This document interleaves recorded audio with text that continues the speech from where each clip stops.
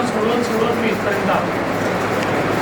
आपल्या सामाजिक कामात कोणती मोठी आव्हाने आली आणि त्यातून आपण कसे मार्ग काढले? कुठल्याही सामाजिक कामात आव्हानं असतातच. जेव्हा तुम्ही समाजाकरता काहीतरी करायचं असतं त्यावेळी प्रत्येक ठिकाणी जी व्यवस्था असते ती आपल्याला बदलावी लागते. व्यवस्था बदलताना त्याच्यामध्ये अडीअडचणी येतात. पण आपल्यासमोर किती मोठे मोठे आदर्श आहेत. छत्रपती शिवाजी महाराजांचा आदर्श आहे. त्यांनी स्वराज्याची स्थापना केली. त्यांना स्वराज्याची स्थापना करताना मुघलांशी लढावं लागलं, काही प्रमाणात स्वकीयांशी लढावं लागलं, पण त्यांनी त्या आव्हानाचा सामना करून व्यवस्था उभी केली.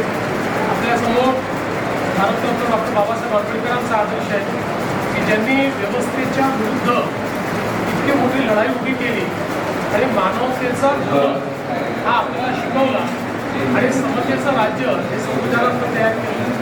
त्यामुळे कुठेही आपण जेव्हा व्यवस्थेचा विचार करतो त्यावेळी त्याच्याशी संघर्ष करावा लागतो.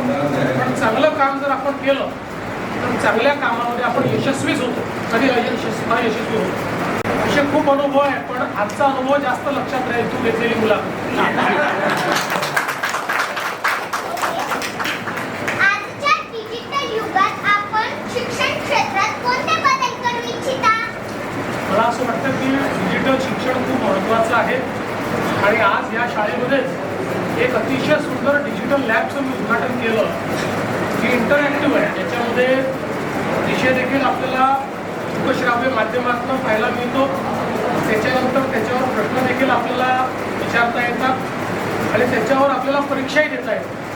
मला असं वाटतं की आता डिजिटल युगामध्ये डिजिटल शिक्षण हे अत्यंत महत्त्वाचं आहे.